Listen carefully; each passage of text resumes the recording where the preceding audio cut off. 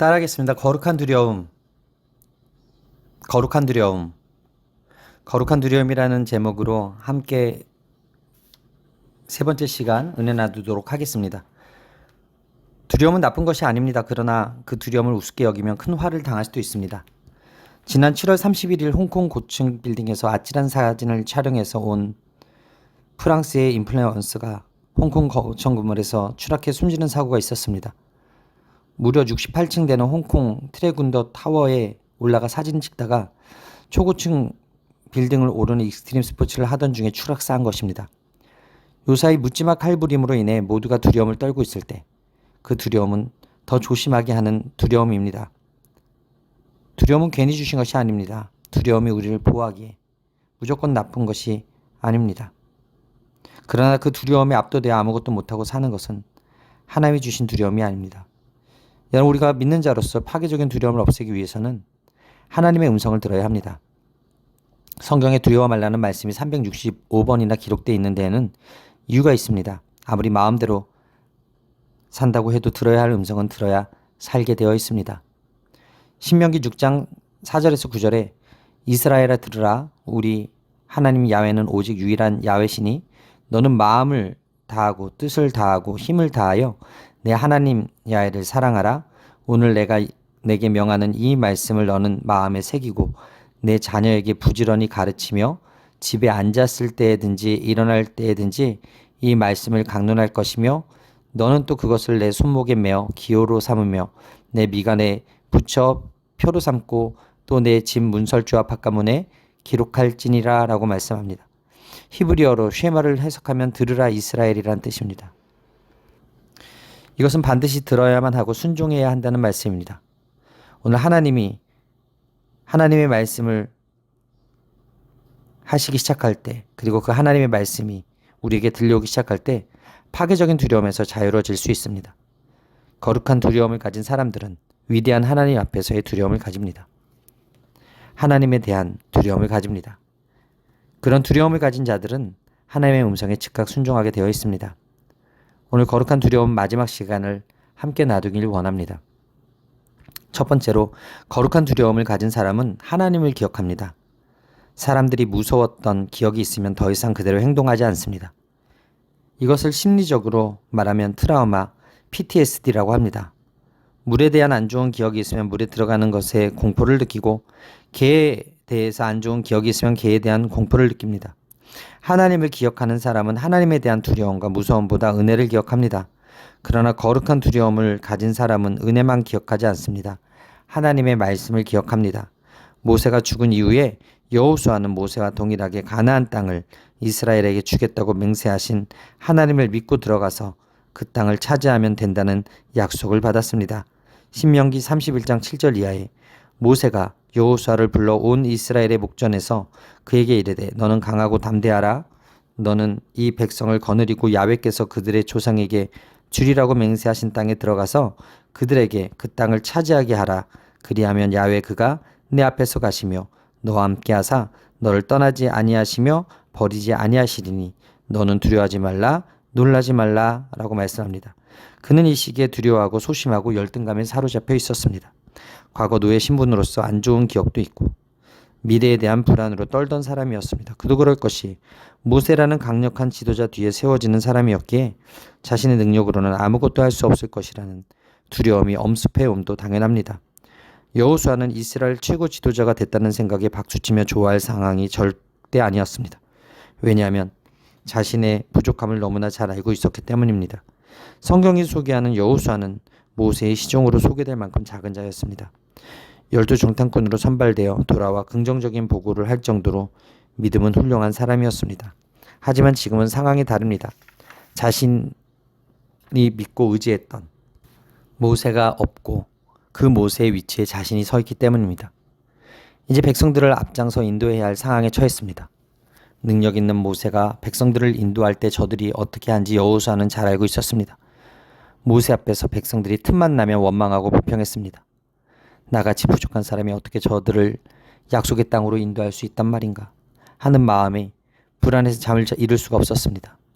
자신의 한계와 부족함을 뼈저리게 느끼는 지도자 마음의 고통이 여기 있습니다.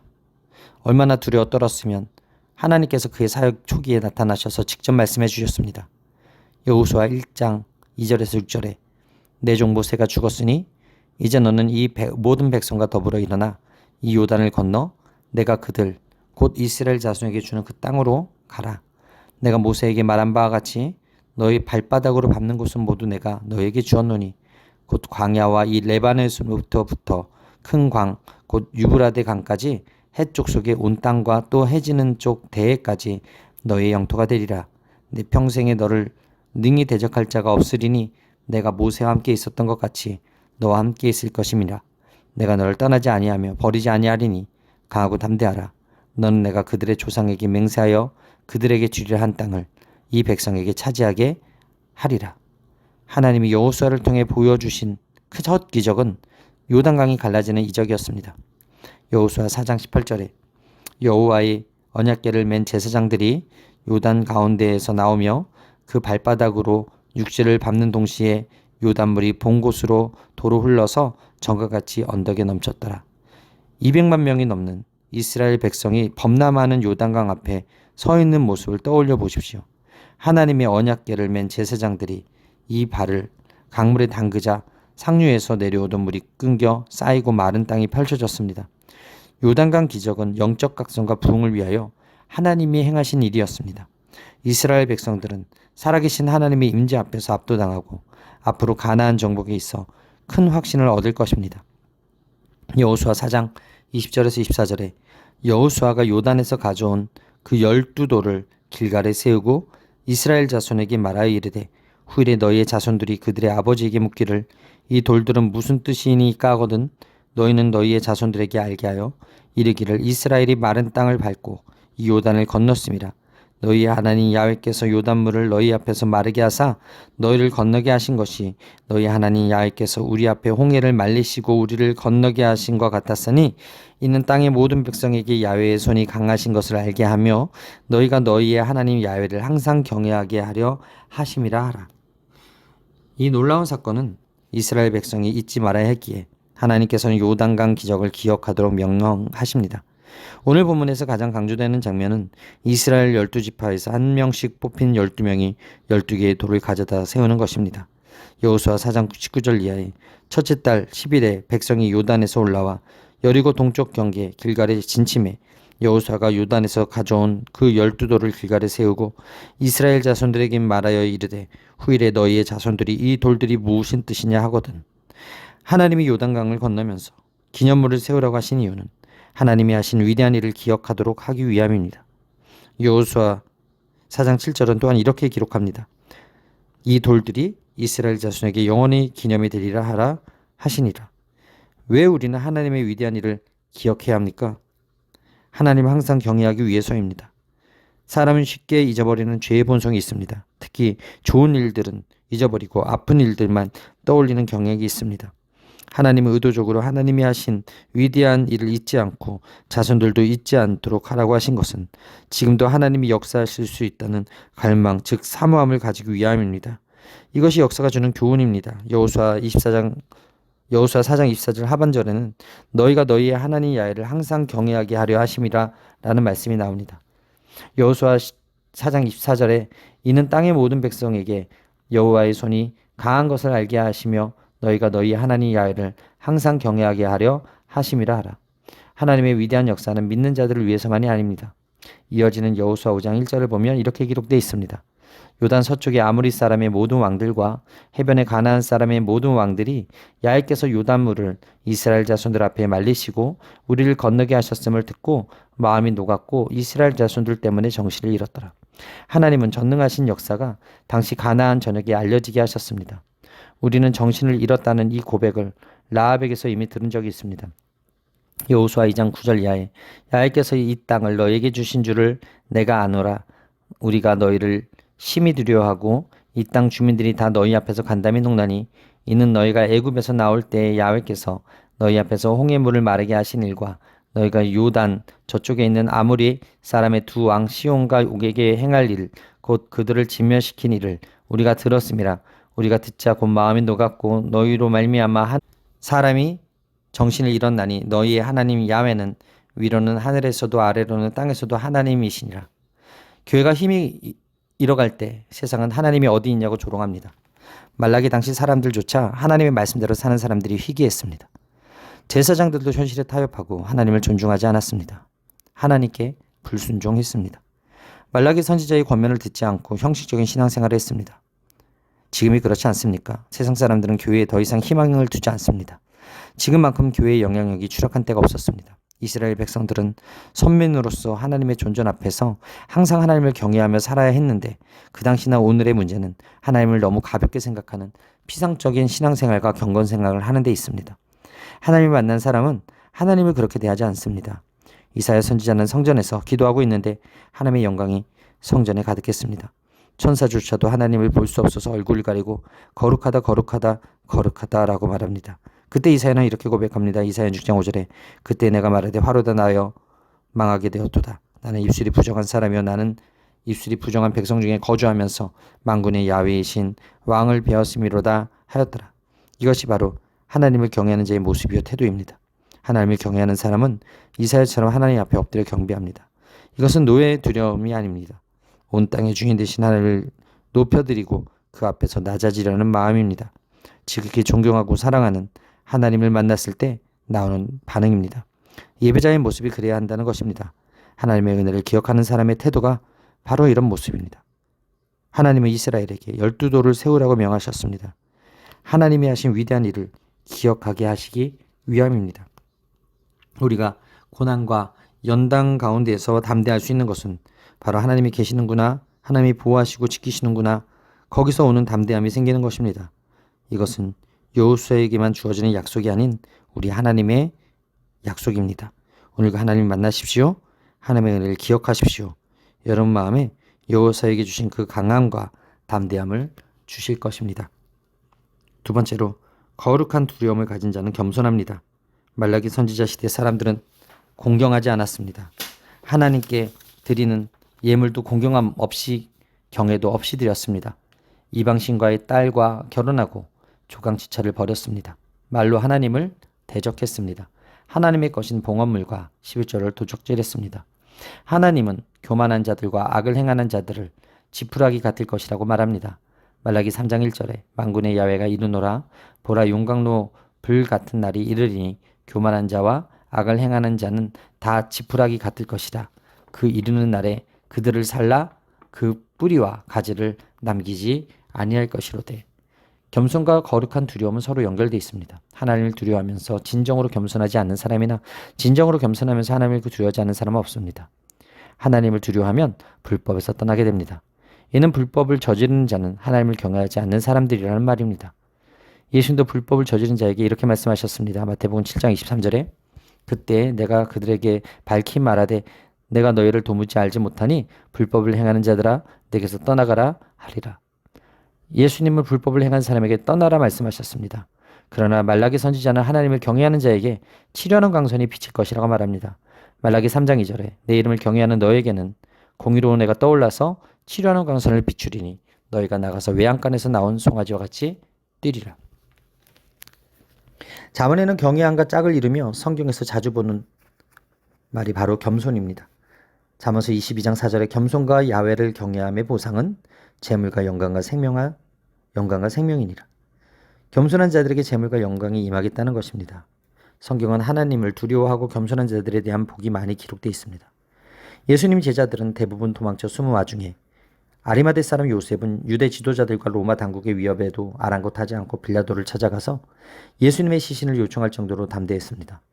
마태복음 27장 57절 이하에 저물었을 때에 아리마대의 부자 요셉이라 하는 사람이 왔으니 그도 예수의 제자라 빌라도에게 가서 예수의 시체를 달라 하니 이에 빌라도가 내주라 명령하거늘. 요셉을 가리켜 성경은 부자였고 그를 예수님의 제자로 부릅니다.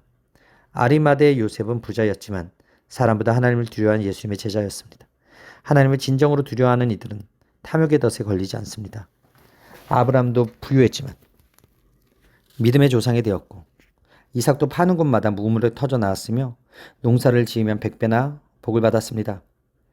야곱은 호련단신으로 지팡이 하나를 가지고 떠났지만 형 에서를 만날 때는 셋대의 무리로 나눌 정도로 부유했고 후에 바로를 축복하는 인생이 되었습니다. 그의 아들 요셉도 애굽의 총리로 온 땅을 다스리는 자리에서 부유하게 삶을 살았습니다. 예수 믿는다고 해서 무조건 가난하게 사는 게 하나님의 뜻이 아닙니다.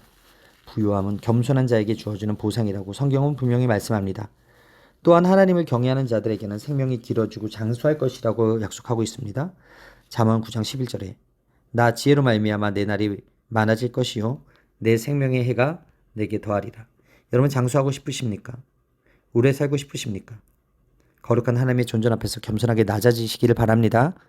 이사야가 사역 시작했을 때 우시아 왕이 죽었던 때라고 기록합니다.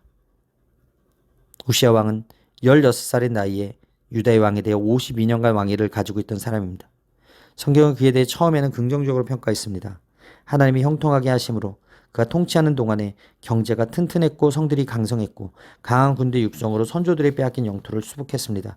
역대하 26장 4절 이하에 우시아가 그의 아버지 아마샤의 모든 행위대로 야훼 보시기에 정직하게 행하며 하나님의 묵시를 밝히 하는 스가랴가 사는 날에 하나님을 찾았고 그가 야훼를 찾을 동안에는 하나님이 형통하게 하셨더라.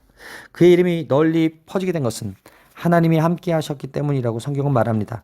역대하 26장 15절에 또 예루살렘에서 재주 있는 사람들에게 무기를 고안하게 하여 망대와 성곽 위에 두어 화살과 큰 돌을 쏘고 던지게 하였으니 그의 이름이 멀리 퍼짐은 기이한 도우심을 얻어 강성하여 짐이었더라. 하나님의 도우심으로 강성해졌음에도 불구하고 그는 사울과 같이 마음이 바뀌었습니다. 역대하 26장 16절에 그가 강성하여 짐에 그의 마음이 교만하여 악을 행하여 그의 하나님 야훼께 범죄하되 곧 야훼의 성전에 들어가서 향단에 분향하러 한지라. 그는 첫사랑을 잃어버렸고 교만하여져서 하나님 앞에서 범죄했습니다. 그런 그의 마지막은 처참했습니다. 바로 이마에 나병이 생긴 것입니다. 역대하 26장 19절에 우시아가 손으로 향로를 잡고 분향하려 하다가 화를 내니 그가 제사장에게 화를 낼 때 야훼의 전 안 향단 곁 제사장들 앞에서 그의 이마에 나병이 생긴지라. 사랑하는 여러분, 하나님 앞에서 겸손을 잃어버리고 교만하면 마지막이 비참하게 됩니다. 결국 우시아 왕이 겸손을 잃어버리자 그의 생명도 그의 재산도 그의 부귀도 사라져버리게 되었습니다. 겸손을 잃어버리자 과거의 52년간의 하나님이 함께해서 형통한 복이 결국 아무 쓸모없게 되어버렸습니다. 이단 교주의 특징은 처음부터 그렇지 않았다는 것입니다. 처음엔 진짜 성령의 역사와 능력이 그들에게 나타났을지라도 결국 그들이 스스로 높아져 하나님의 자리를 자신이 차지하게 되어 하나님의 자리에 앉아버렸습니다. 이는 마치 천사장이었던 루시퍼가 교만해져서 사탄이 되었던 것과 같습니다. 이사야 44장 12절 이하에 너 아침의 아들 계명성이여 어찌 그리 하늘에서 떨어졌으며 너 열국을 엎은 자여 어찌 그리 땅에 찍혔는고 내가 내 마음에 이르기를 내가 하늘에 올라 하나님의 무별 위에 내 자리를 높이리라 내가 북극 북해의 산 위에 앉으리라 가장 높은 구름에 올라가 지극히 높은 이와 같아지리라 하는도다. 사랑하는 여러분, 천사와 사탄의 차이는 낮아짐과 교만의 차이입니다. 하나님 앞에서 겸손하게 되시기를 바랍니다. 겸손의 왕으로 오신 예수님과 같이 겸손히 낮아짐으로 겸손한 자에게 주시는 재물과 장수와 생명과 하나님이 함께 하시는 형통의 복이 임하는 여러분들의 삶이 되시기를 바랍니다. 마지막으로 하나님은 거룩한 두려움을 가진 자를 아끼십니다. 말라기 선지자는 이스라엘 백성에게 내내 하나님이 자기 백성을 아끼시고 사랑하신다고 말합니다. 말라기 1장 1절 이하에 야훼께서 말라기를 통하여 이스라엘에게 말씀하신 경고라. 야훼께서 이르시되 내가 너희를 사랑하였노라 하나 너희는 이르기를 주께서 어떻게 우리를 사랑하셨나이까 하는도다. 나 야훼가 말하노라. 에서는 야곱의 형이 아니냐? 그러나 내가 야곱을 사랑하였고. 에서가 장자이고 형임에도 불구하고 하나님의 야곱을 택하시고 사랑하셨다고 말합니다. 야곱은 외적인 조건으로 하나님의 택하심을 입을 아무런 조건이 없었지만 오직 하나님의 주권적 역사로 하나님의 사랑을 잊게 되었습니다. 오늘 본문에서도 하나님이 구원의 날에 구원받을 경건한 자를 사랑하고 아낀다고 말씀합니다. 하나님이 하나님을 사랑하는 이들의 말을 얼마나 기뻐하시는지 그 앞에 있는 기념책에 전부 기록해 놓는다고 말씀하셨습니다. 우리 대화가 전부 하나님 앞에 기록이 되어 남는다는 것입니다.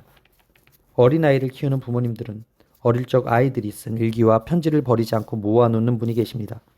왜 그렇습니까? 그 아이들을 사랑하기 때문입니다. 그런데 오늘 본문에 하나님을 경외하는 자들의 이야기를 기념책에 기록하시겠다고 말씀합니다. 하나님은 기억력이 나쁘신 분이 아님에도 불구하고 기념책에 적어놓고 늘 본다고 말씀하십니다. 그 이유가 무엇입니까? 저와 여러분 한 사람 한 사람이 하나님 앞에서 중요한 사람이기 때문입니다. 아끼는 사람이기 때문입니다. 사랑하시기 때문입니다. 하나님은 하나님의 자녀의 기도를 아주 중요하게 받아들이시고 기록해 놓으십니다. 왜 기록해 놓으십니까? 그 말대로 이루어지기 위해서입니다. 기적을 믿는 소녀라는 영화를 시청했습니다. 그 아이의 기도를 하나님께서 들으시는 것을 보았습니다. 여러분 카페에 가서 아이스 아메리카노를 요청하면 그대로 만들어줍니다. 그만큼 우리는 하나님 앞에 말하는 것들이 다 이루어지는 중요한 사람들입니다. 오늘 본문 18절에 그때에 너희가 돌아와서 의인과 악인을 분별하고 하나님을 섬기는 자와 섬기지 아니하는 자를 분별하리라 말씀합니다. 무슨 말입니까? 이제까지는 종교생활 여부로 그것을 구별했습니다. 예배드리는 자는 하나님을 섬기는 자로 여기고 예배드리지 않는 자는 하나님을 섬기지 않는 자로 여겼습니다. 그러나 그때 심판의 때가 되면 진짜와 가짜가 드러날 것입니다. 오늘 우리가 가장 의심하고 있는 것이 무엇입니까?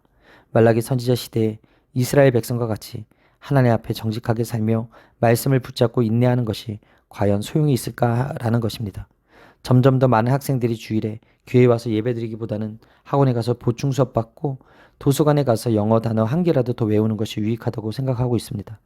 젊은 청년들이 신앙생활은 무의미하고 한 시간에라도 더 일해서 돈 버는 일이 중요하다고 생각하는 사람들이 늘고 있습니다. 그러니까 지금 이 순간만이라도 자신을 위해 먹고 마시고 즐기겠다는 것입니다. 말라기 시대 사람들과 같이 똑같이 생각하고 말하는 사람들이 생기고 있는 것입니다. 묻지마 칼부림으로 인해 온 대한민국이 혼란에 빠지고 있는 것도 결국 하나님을 두려워하지 않는 사람들이 많아졌기 때문입니다. 말씀을 마칩니다. 사랑하는 여러분, 우리는 우리가 두려워하는 존재를 섬기게 된다는 진리를 잊지 마십시오. 하나님을 두려워하면 하나님을 섬기게 됩니다. 그러나 사람을 두려워하면 결국 하나님에 대한 거룩한 두려움을 잃어버리고 하나님을 떠나게 됩니다. 오늘 말씀이 우리에게 주시는 분명한 메시지는 하나님을 두려워하라는 것입니다. 하나님을 두려워하면 하나님이 행하신 일과 하나님의 말씀을 기억합니다. 그런 사람들이 겸손하고 장수와 부와 생명의 복을 누립니다.